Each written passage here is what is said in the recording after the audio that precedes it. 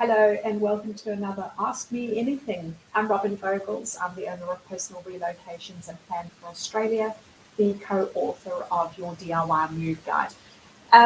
Enough about me.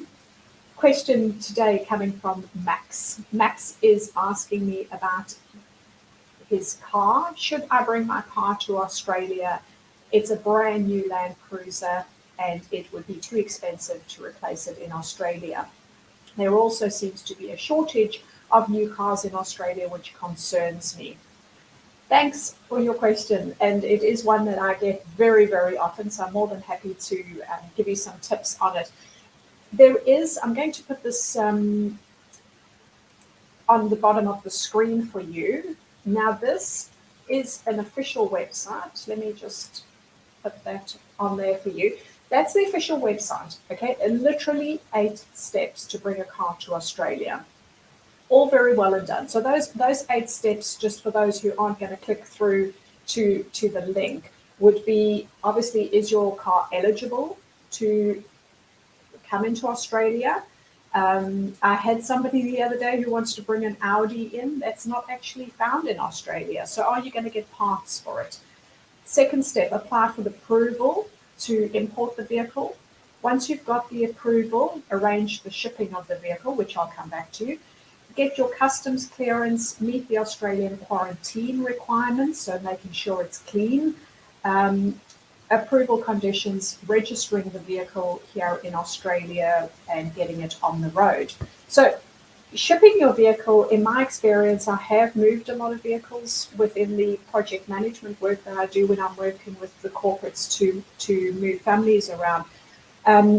Most often we're able to fit the vehicle into a 40-foot container along with the household goods. So that's not unusual. And that includes trailers or anything else that you might be bringing, a motorbike, etc. Just because you're putting it inside the container, just please make sure that who's ever moving that container understands everything that's involved with moving a car to Australia. There's a difference in being a household removalist to being a vehicle broker or vehicle importer, exporter. There are things that you need to do. It's not a case of just putting it in the container, shutting the doors and hoping for the best. In my experience, it has also slowed down the arrival of your goods. Just because there's all that extra quarantine and layers that the container needs to go through and the contents of the container that it needs to go through when it arrives in Australia. And I know it's very simple, but I have seen it done. In Australia, we drive on the left-hand side of the road. If your vehicle has everything, is a right-hand, let me get that right. Yeah, we drive on the left. If your vehicle is set up to not drive on the left, it's going to be difficult in Australia. And one particular is just when you arrive at those boom gates and you need to get the little ticket out of the parking machine and you can't reach it because now it's on the wrong side of the car. So just think about that. And lastly, my last tip that I've definitely seen is the resale value of your car.